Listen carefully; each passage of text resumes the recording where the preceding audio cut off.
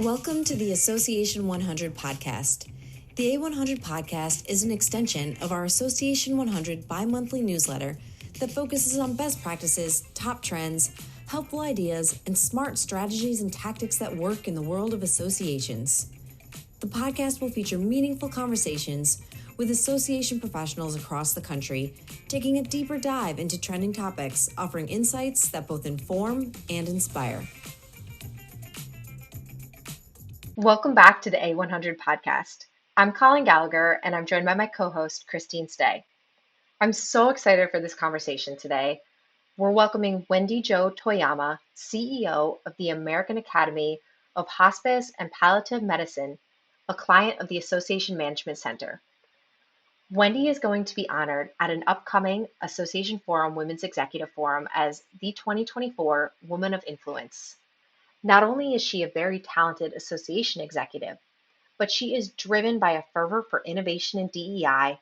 She challenges the status quo.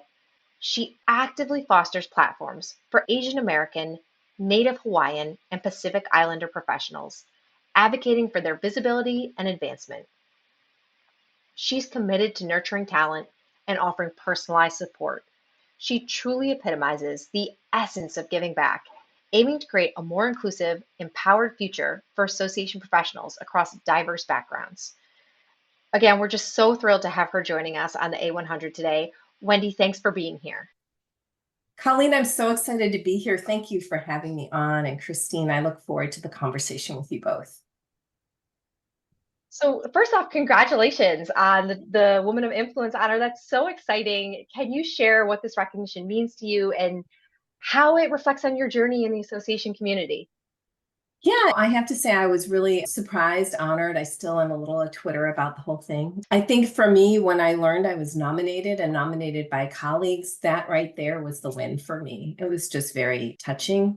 And then going through the process gave me a chance to step back and look at what I did. And then being selected, I think there are so many powerful women out there doing great things. And to be recognized for the work that I do to help others in this profession just meant probably more to me than any other award could. So yeah, I'm really looking forward to it.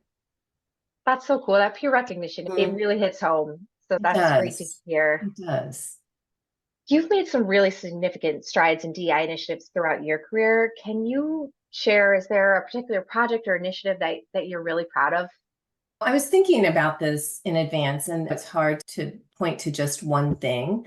I, of course, leading an apology when I was at the ADA for our activities with Black Americans when we were in leadership transition meant a lot. But sometimes I think it's the small things that we do, standing up to ensure that there's equity on a nominating committee you're on or in an awards selection process, or making space for folks to grieve the murder of George Floyd. I think sometimes it's those small actions, actually. I think if I had to point to one thing, for me, I'd probably talk recently about the work creating the AANHPI, the Asian American Native Hawaiian Pacific Islander Advisory Group at ASAE. I think for Asian Americans, it's complex. It's not the oppression Olympics, and it's been difficult for us to talk about the discrimination that we face. And after the killings, which were coming up very close to the anniversary of the killings in Atlanta, I think at that point, I just decided I had to use my voice and talk about what it meant to be an Asian American woman leader in this space and create a forum for other Asian Americans who are coming up to talk about it. There's actually a bamboo ceiling, and a lot of people have not heard of this term, but the leadership gap is the largest for Asian Americans among people of color. There's data that shows that. And I think part of it is we've made some strides, we have to do more, but advancing people of color who may identify as Black or as Hispanic. And we haven't with Asian Americans because we haven't focused on them. Often they're left out of the conversation.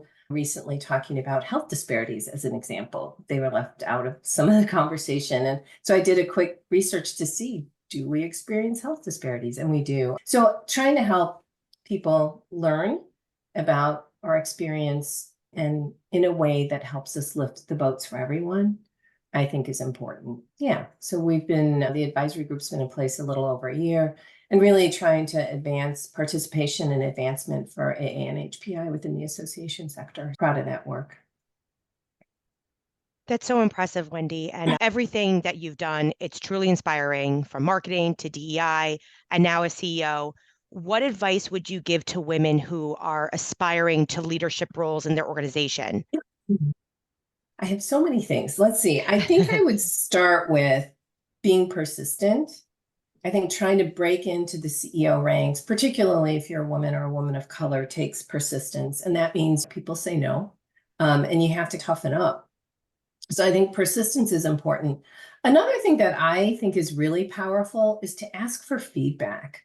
This is a Yeah. simple technique that you go into a meeting, you're presenting something. When you walk out, find a trusted peer in the meeting and say, how did I do? What feedback would you give me? I think that's a simple technique that you can do to help inform your executive presence. I think how you show up is important. And I do think you have to stretch. I once had a mentor who I told her I was going to do something and I said I was scared. And she said, that's good.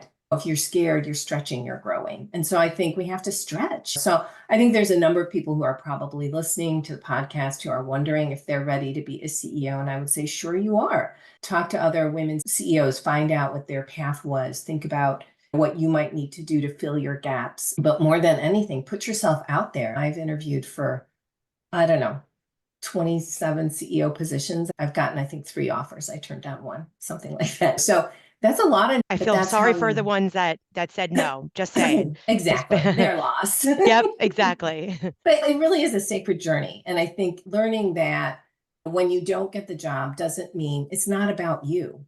It's what the organization is looking for at the time and you don't bring it. And you can't shape yourself to fit the position because then you won't be happy in it. You just have to bring your authentic self and trust that if this isn't the position, this isn't the position, and that the one that is ahead of you. But you have to be persistent. You can't quit on the journey. I love So that term stretch. I think that, and what you said before about asking for feedback, I think a lot of women are so scared to. So just having that little bit of confidence, that's how you're going to grow and learn and stretch, as you said. I love that. And I think to your point, the first time I did it, it was hard. It gets easier and easier. And now I don't even True. realize I do it and people will comment. I'm often debriefing on a high stakes conversation that I might have, and I'll debrief with someone who's in the conversation with me. Yeah. So going back to the executive forum that's coming up, how do you feel events like these contribute to empowering women in the association sector? I have to tell you, I've been working since the early 80s. And I've worked in professions that were dominated by men, as everything was back in the day, but newspapers, I was at the YMCA, Young Men's Christian Association. And I didn't really think about being a woman in that setting. I was holding my own. There were other women, not a lot of us, but I didn't think about it. And then I went to my first women's executive forum and I walked into the room and I was like, oh, wow, to be in a room of other women who shared my passion for associations and who brought leadership skills to that. It was just so inspiring. So I think having these opportunities to come together, to support each other, to share our experiences, and more importantly, our solutions to challenges we face. And I think being able to be authentic and name the challenges we're facing without fear of reprisal, these are all really powerful opportunities. And as I said, I did not think that I missed that or needed that. And then I was in that room and I'm like, oh, this is cool. I think it is the opportunity to build community and have a sense of belonging, which is frankly what associations are about. That is important. Yep. I love hearing that sentiment because I think so often there's this framing that women are catty towards each other or don't help each other out. And I know there are cases where that's true, but it has not been my experience as a female Right. leader. I've had so many women help raise me up in my career and reach out to help when they don't even have to. And so I love hearing you talk about this community and these women all coming together to really lift each other up. That's just, it's heartwarming for me. It makes me really happy to hear that. And I think to your point, we forget, right? We think we're going to inconvenience someone. And we forget that Wendy's been fired from 2 jobs and knows what it's like to be in transition and really is dedicated to anyone who's in transition. I make time to talk to. But we think we're going to inconvenience someone, right? That they're busy, that they're important people. And usually they're happy to give back because somebody did it for them. And so I think when you're in a room like that, that just naturally occurs. Whereas when you're not in that room, you have to seek it out. You have to be a little brave. I've had somebody come up and say, will you be my mentor in a program? And I'm like, sure, I'd love to. How nice is that? But she didn't wait for the matching program at the mentor. She just came up and said, I'd like you to be my mentor. I'm like, love to be your mentor. It'd be fine. But you have to ask, right? Yeah. You have to stretch, like you said. You have to stretch. Mm-hmm. Other than obviously being named 2024 Woman of Influence at the forum, what are you looking most forward to personally at this year's forum? I'm really excited to attend. It's always a fantastic program. I think for me, as I was kind of the different sessions, I'm excited to hear from Fawn Germer. She's written several books, apparently. I've not read her. I'm a voracious reader, but have not read her yet. She's on my to-read list now. But she's written a book, Hard-Won Wisdom. You'll never learn to fly if you won't jump off the cliff. And as we're talking about being fearless and stretching, I think I'm really looking forward to what she has to share with the group. And then, of course, I'm just looking forward to being in the group of women. I hear they've had the strongest attendance in a while. And so there's going to be a lot of us there. And it's just going to be joyful and powerful. And yeah, it should be wonderful. That's so exciting. I can't wait to hear the takeaways and what comes from it. It sounds like it'll be just a truly amazing event. So that's awesome. Let's shift back to DEI a bit. You've mentioned you've worked for a few years. So you have seen the evolution of DEI and associations. Where are we headed? What do you think 5 years from now we're going to be talking about? I love this question and I loved thinking about it. And I have a few thoughts on this. I think that some of the areas that we really don't do well in and we need to do better are disability inclusion. So I think we are going to see more and more on that. The statistics around how many folks in the US have a disability are staggering. And if you're a woman or a person of color and have a disability, often the disability will go unreported. So disability and intersectionality creates some interesting challenges. And I think, frankly, neurodiversity is going to be huge. I think this idea of how do we make space for people who are dealing with neurodiverse issues. So I see a real need for us to do better in that arena. I will say with the changing external environment, we'll just leave it at that. I think continuing to push through objections on traditional diversity issues, on demographics, because we're not done.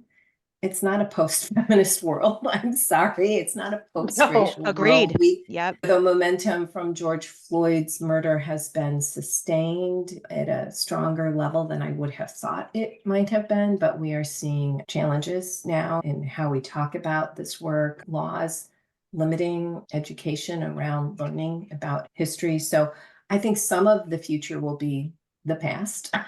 And then I do have to say, I am hopeful that we'll see a greater focus on understanding what Asian American, Native Hawaiian, Pacific Islanders, as well as Native Americans face. Often these groups get left out of the conversation because they're smaller in number, and that's just not okay. I think representation matters. So I do think we'll see more in those arenas as well. So those would be my 3 things. I love that vision. I love your optimism, and I'm so hopeful that we see things continue to advance and move forward. I'm very interested in the piece about neurodiversity. I think that's so important. We've worked with an association in the financial services sector, and they actually have a committee that has done a whole forum for their members about bringing neurodiverse people into the workforce and how it can be beneficial and how you can work with them to make it a good environment for them. And I just love that because it is a conversation we need to be having more of. And there is no reason to be excluding these people from the workforce. There's a lot of work on so many fronts in DI to be done, but I do find that one particularly interesting. Yeah, I think as we look at one, we're going to be facing some workforce shortages and challenges. We want to be sure we're creating an environment of belonging for everyone. And I think that we've really not thought in any intentional way other than compliance about how to create a culture of belonging. And And I think that the one thing I would say about the DEI work that I think is important for people to keep front and center is that we will make mistakes. And I get very frustrated when I see people backing away from the work because they don't want to make mistakes. And here's the example I'll give. You become a CEO, suddenly you have a big meeting you have to run, but your background's membership marketing or advocacy. You don't know a meeting. So you don't come to that association and say, oh, you know what? I'm afraid I don't know meetings. We're going to make a mistake. So I'm just not going to do that work. Like you just don't say that. But that seems to be a hall pass for doing DEI work. I don't really understand it. I'm afraid I'll make mistakes. I think more associations now can't get away without being somewhere on their DEI journey. But again, in discussions with someone recently about an association, not all associations are on the journey. And that's going to, unfortunately, that's going to set back the association. People are going to want to work for those kind of diverse organizations, associations. So that's going to set back those people for getting the top talent, I believe, too, like anyone that's not focusing on it. You're just limiting the talent pool Exactly. you can pull from. It's like after World War II when the men came back and then women were no longer welcome in the workforce. And you just narrowed the consideration set and the skills that you could bring to the table. But yeah, it's a challenge. But I feel that we are making progress. I think that more organizations are having the discussion and thinking through what it means for them. And we're seeing more representation. It still needs to be much better at the top. Yeah, and I know Gen Z gets a bad rap on a lot of things, but they are our most diverse workforce ever. And I feel like they're doing a great job of demanding these efforts and this focus on DEI. And I hope that the rest of us can answer that call and help them while we're still in the workforce to go down these paths and not just wait and say it's your job to take care of. Because kicking it down the road doesn't help anyone.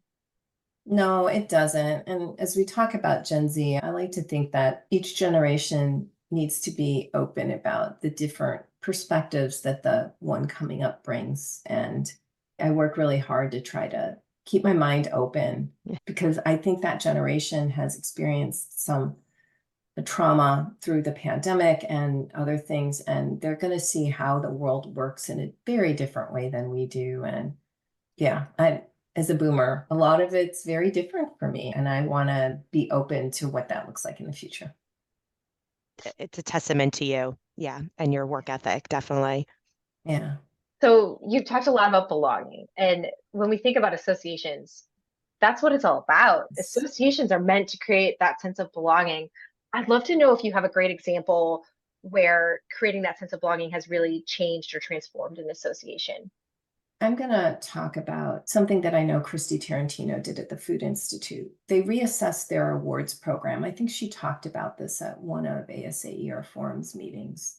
And they weren't getting diverse submissions on their awards. So you couldn't actually, like all the award winners looked the same, let's just say. And again, it's not my program, so I don't, but what was powerful about when I heard her talk about this story, they stopped the awards program. They stopped it and they reassessed what they needed to do. And I think that's the kind of work that if you're not seeing yourself reflected in the award, creates a hope that this is a place you can belong. But if you think about some of our associations and they're working on recruiting diversity among the membership, but then when you look at like the board or you look at their awards and you're just not seeing the representation, I think it's those shifts at that level that will create a greater sense of belonging. So again, I hate to use an example that's not mine because I can't really speak to it as strongly, but I remember being very impressed that you would put a pause on your large awards program to think about how you had to approach the system differently, right? Because this is systemic. How do you approach the system differently to try to ensure that the awards created bigger reflection of the breadth of your membership to create that sense of belonging? That's the example I would give. No, that's great. And I was going to ask you about strategies that you would suggest associations looking to more effectively integrate DEI into their core mission and operations. And I think that's great. Reflecting, taking a step back and reflecting Right. that's a great strategy. Do you have any other suggestions for strategies? Right. So I am a big fan of having diversity as its own goal and effort and plan. I know there's two schools of thoughts. You can integrate it. I will say when you try to integrate it into everything you do, I'm not sure that you accomplish what you hope for because it's a little unclear. What does it mean? What does it look like? I like to call it out, have a diversity plan, have associated goals. The other thing I recommend is you have to ask yourself, are we investing resources in it? If you're not setting aside some budget for activities that will move the needle on building greater inclusion, or have a person who's not voluntold that this is part of their job, but you bring them in, they have the functional skill set. I think those are some very big, like, how can you have a meeting if you don't allocate funds or have someone who has that expertise? So I think that's a really basic strategy, is to ensure you're resourcing for it. Where you pay attention is what gets done. So you can't just add some words to your mission, vision, values statement, integrate it into everything you do, and then suddenly think you're done. You have to develop a few goals and outcomes and resources to achieve them. It's basic stuff. It's not rocket science, but Put your money where your mouth is, basically. you do. Yeah. And I think that's going to get harder to do, not easier. I hear people say, why are we spending money on this diversity stuff? Or maybe you're in a state where there's some laws that are limiting some activities in government or whatever. Yeah. And it ends up scaring the members to thinking you can't do it at your association, and you can, because you can. Like, yeah. Definitely. And you talked earlier about how some people will use I don't know enough about DEI, or I don't know where to start. I can't do this. We just interviewed a really amazing woman on our podcast just last week. She's the board president of the Society of Women of Engineers. And she talked a lot about DEI and B, so in belonging. And the thing I loved was she said, just start. So there will always be a reason not to. There will always be second guessing. You're going to do things wrong, but you have to just start. So I would love, where can you start? What are some actionable things that an association can do to get started? Yeah, I'm a big proponent of listening to your members. So you could start by doing a feedback survey, a climate survey with your members on what aspects of diversity, equity, and inclusion are important to them. Now that takes some time and resource. That might not be an easy just start for some. I think another good place to start, you need to find that volunteer champion at your association. So for me, I was at an association that wasn't actually as focused on DEI as I would have liked. We had a lot of other things we needed to work on. And it was when one of my membership committee members came and said, we need to do something with this. I'm like, yes, because that's what I've been waiting for. So I think another place to start is to identify who are your volunteer champions on this, and then lift them up. My predecessor talked about wanting to do this work and kept waiting for the right president, like the one that was lit up about this, who could lead the charge. So I think that's another thing, identify who might be a champion for the work. And then I don't think it's starting by making a statement. And I know there's been a lot of, should we make a statement about this or that or this or that? I think a place where a lot of organizations start is just, how can we be welcoming? I love that. So maybe it's doing a survey with your board afterwards to see if everyone feels seen and heard, because you might be surprised. You might be surprised to find out that your board table is not as welcoming as some people think. So yeah. It is. All of this it's been so insightful, just chatting and seeing your background and your experience. It's going to be really beneficial to our listeners, 100%. Oh, I'm so glad. I'm very excited. Wendy, we wrap up every podcast with kind of a little bit of lightning round questions. But before I get into that, is there anything else you wanted to touch upon?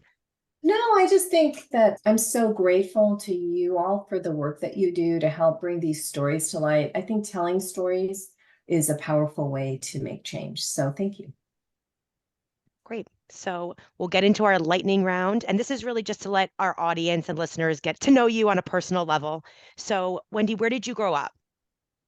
I grew up in the western suburbs of Chicago for the most part, although my dad's a Maui boy and we left Hawaii when I was in the first grade. Oh, I've been to Maui. It was absolutely stunning. Yeah. Yeah. What would be your Starbucks order or your beverage of choice in the Oh, morning? yeah. My Starbucks order, I always call it a why bother, is what I name it. But it's a tall, decaf, skinny, sugar-free latte. It still sounds delicious. Yeah, whatever sugar-free flavor is there. Lately, I've been doing 1 pump of pistachio and 1 pump of sugar-free vanilla. I didn't even know they had pistachio. That sounds Yeah, it's delicious. new. Oh, I'll Yeah. have to try that. If you won the lottery tomorrow, Oh. would you still work or what would you do with that time? So there's the answer where I donate it all to create whatever. But the truth is, I always think if I won the lottery, I always struggle with what would I get a chef, a masseuse, or a driver first? Oh, So I suspect I wouldn't be working. nope, it's okay. I think I always say that I think winning the lottery would actually ruin your life. I don't play the lottery and So many winners have said that. So Yeah. yeah.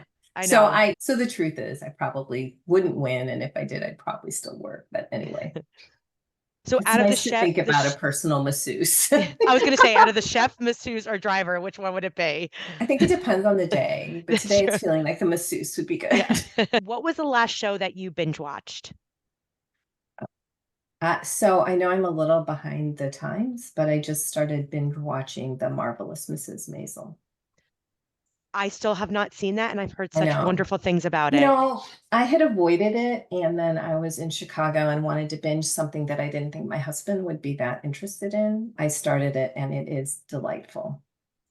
Yeah. Oh, For this podcast, what I would say, it's about a woman who is breaking the social norms of the times in the 50s and 60s. So when I've heard it described, as this woman who's a comedian, and I'm like, oh, it doesn't sound that interesting. But it's really about how she's dealing with the dissolution of her marriage, supporting her kids, breaking out of the Upper West Side and going to Greenwich Village to do comedy. So it's really about breaking barriers, I think. So anyway, I think the reason I hadn't binged it before was because I didn't do enough digging to understand what it was about.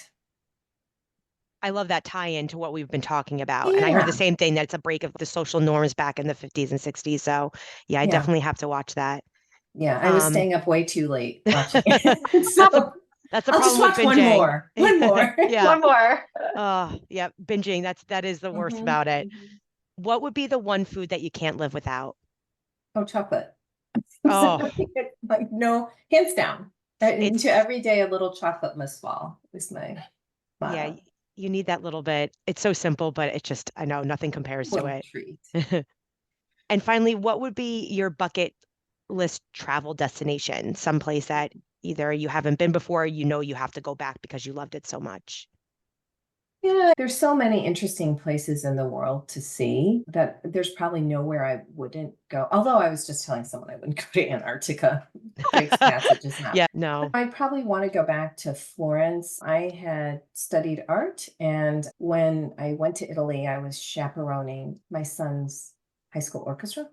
So people said, "Did you eat amazing food and drink great wine?" I'm like, "No." I was with high school students. We had pizza and then went and bought t-shirts and no drinking. And the day we were in Florence, the academy was closed. It was a Monday, so I didn't get into the Oh academy. So no. yeah, Oh, so I really want to go back to Florence to see what I didn't get to yeah. see. I think that would be my answer. Get Although I the would probably go almost anywhere. Almost. Christine and I are the same way. We just yeah. talked about this yesterday. I could travel anywhere. I Oh, love seeing new places. It's I have so to much tell you fun. about this trip. I just told my mom. So my mom likes to do train travel. We try to do a trip once a year. And I said, Mom, I got the trip for us. And she said, okay. I said, it's an 80-day train trip. You ride like all these different trains. So you start in British Columbia and you do the Canadian Pacific, and then you go to Oh like wow. Scotland and do the Highlander, and then you do the whatever. And I said, and it's only $113,000. Is that all? But so that might be what I would do if I won the lottery. There we go. Take my mom on the train trip.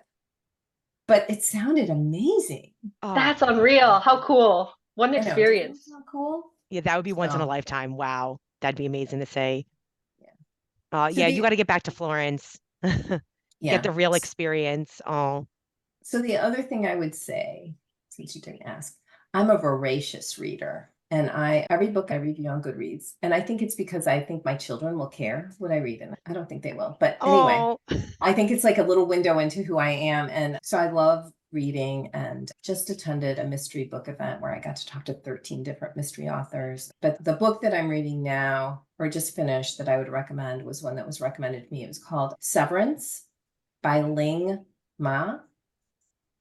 Oh, I'm writing it down because she wrote it in 2018, and it's about a virus from China. Oh, come on. What? It's about a virus so it's like this double story where so you're learning about her moving to New York and getting settled in New York. At the same time, she's on this journey out of New York because the pandemic has hit this, what do they call it I forget what they call it in the book. They don't call it a pandemic. They call it like the Shen flu or something, Shen virus or something has hit, and they're leaving town and trying to survive. And so I wish I had read it in 2018 and then now, because it's hard not to say, oh my God, how did you get that like cloth mask thing? Wow. Yeah, it's really it's on my list. I can't wait to read that.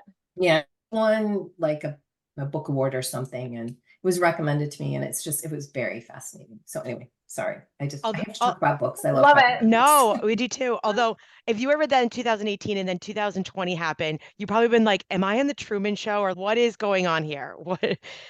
It's really, so I think what I learned from that book is that some people knew we were at risk for something like this. So I'm assuming she didn't just make this up out of thin air, that she must do some research. And so it wasn't like outside of the realm of possibility, but we just didn't really heed any warnings. Yeah. Thank you for that recommendation, because I know both Colin and I are also big readers. Are you? What are you reading? I'm sorry. I know this is like my interview, but still, what are you reading?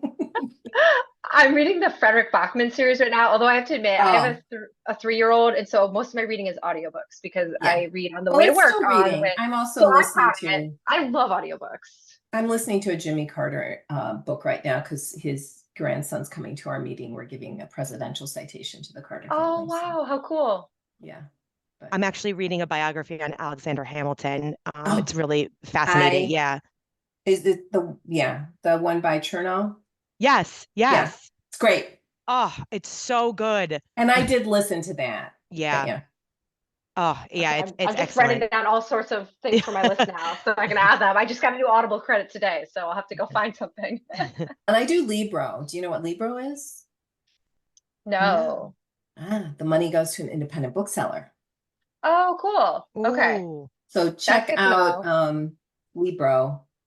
Okay. I do Libby a lot, but that's the library. I do Libby also. And not everything's available on Libro. Some things you have to get on Audible. I don't understand, but that is cool though. It goes to independent sellers. I like to listen to Bruce Springsteen's autobiography. Then I'm like, Bruce is just talking to me. I love autobiographies. Memoirs are my favorite thing to do on audiobook because it feels like they are talking to you. Yeah. I love that. I did Belonging with Michelle reading. David Sedaris is hysterical. Oh, that's good to know. The other thing that's a little bit like crazy, which I know we're not supposed to use those terms in a pejorative way, but I do sometimes listen at 1.5, 1.7 speed. Oh, me too. 2.0 all the time. And now I can't do 2.0. You're a better woman than I am, Colleen. Oh my gosh, I need to stop because then I hear in real time and I'm like, why are they talking so slow? Talking so slow. I know. Awesome. I'm super pumped to have a whole new list of books to add to my list here. And Wendy, just thank you so much. I loved everything about our conversation today and appreciate you taking the time. Thank you. It was so much fun. Thank you so much, Wendy. And that's a wrap on today's episode. Thanks for listening to the Association 100 podcast, brought to you by the A100 publishing team, powered by Onward and Upward Marketing and Communications.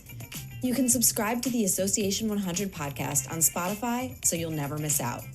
or listen via our website at theassociation100.com. Follow us for all the latest insights and trends impacting the world of associations. Thanks for tuning in.